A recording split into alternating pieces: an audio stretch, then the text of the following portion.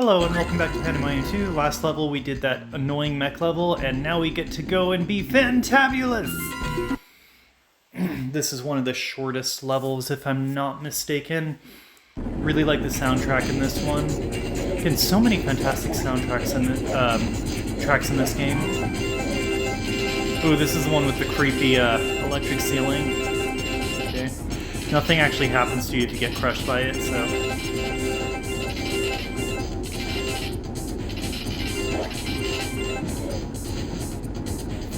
But we're gonna make our escape anyway!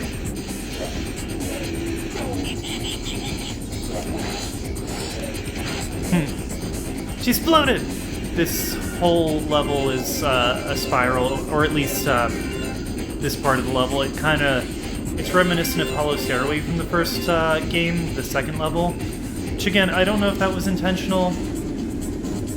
It does make for a little bit of a repetitive experience. That being said, this level has way more moving parts, and it's way more punishing if you fall. So that is, I do see that as a plus. Ow. Dang it, I lost my power-up.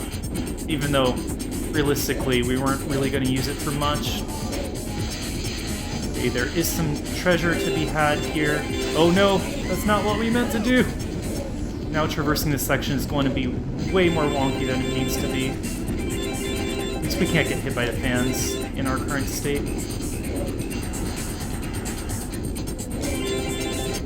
I cannot believe we did that with the fire power-up active. Okay, now we can move on. Oops.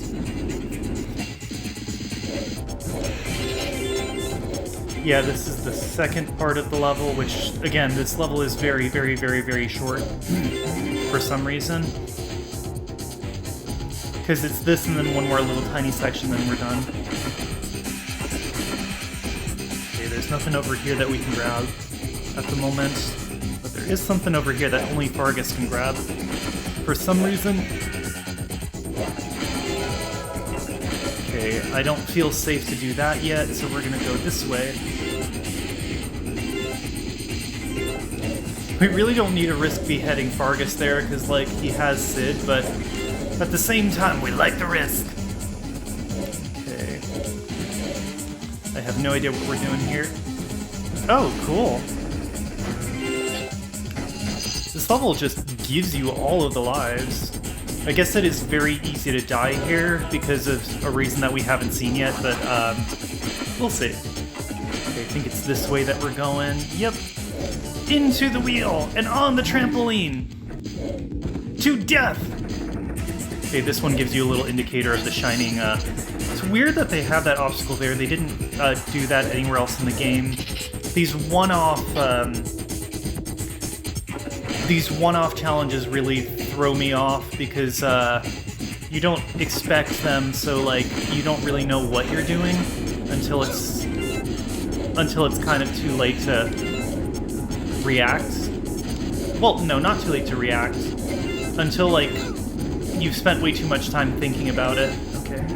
Took some hits there, but that's okay because we've got a lot of health. Although maybe a mistake because we'll need a lot of that health for the later section of this level. Ouch. We get to go to the button!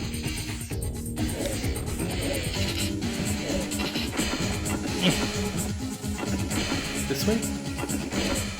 Wait, there's something over there. I don't think Fargus can get that one. Yeah, because it requires a double jump. We're not going to try to do that. Oh, at least Nikki gets a specific challenge.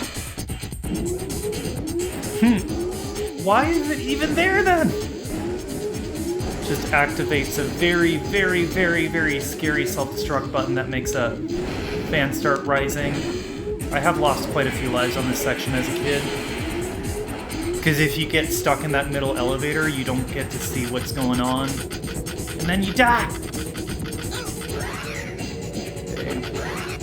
This part can be wonky because you can't quite see where the opening is until part of the electricity is already on the screen. This is why we needed the health. That's fine, we should survive. Yay! That is probably the shortest late game level. Oh, and we did 100%. That's awesome. I really don't want to do Border Run because I would like to move on to the next level, so we're probably just going to skip this part. We skipped the minigame, i.e. we just failed it 3 times. I'm choosing to continue because that was the super short level and we have a boss, which the bosses are also short, even though this is by far the longest one.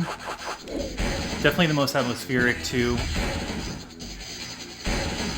I do like this boss, although it can be reasonably difficult because these bullets, if they hit behind, if they go past you at any point, the train takes damage. So you have 2 separate damage meters to account for: your damage meter and the damage of the train rail. I love the God Save the Queen thing with little Zorsha painted on it. Why is there just like a full-on laboratory type scenario inside the comet? Like, who built all of this? Who's in that mech? Or is the mech just a sentient being?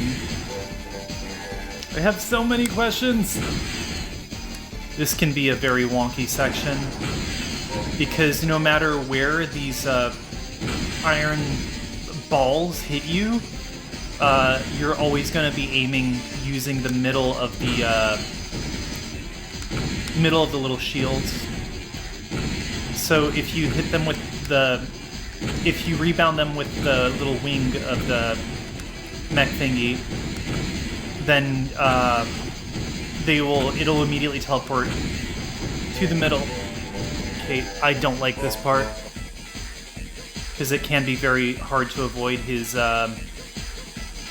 ball and chain.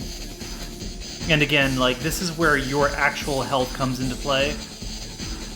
Okay. And now he's going to move on to a different phase where his fire gets a little more relentless. It's hard to hit all 3 shots, but rewarding if you can.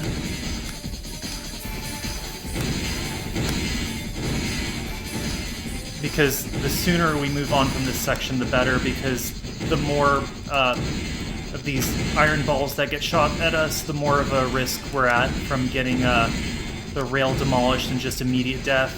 It only takes like 4 hits, if I'm not mistaken, so it can be very treacherous. Gotta bait that ball and chain. If not, we can very easily get in a situation where it's going to hit us regardless of what we do. Okay, I think this is the last phase. Oh no, I'm pretty sure that train got hit more than once, so we are in danger! A lot of people have trouble with this boss, and for good reason. It's just very hard to angle the fire while also keeping track of the rail. Yes, we did it in the first try. He looks unhappy with that hole in his face. It was a good effort. I wanted to do it without getting hit, but I'm satisfied that we at least managed in 1 try, because it's not always. And this run has been kind of terrible. So much has gone in a way that we didn't want it to. Okay, so that was the 3rd boss. I will see you guys on the next one.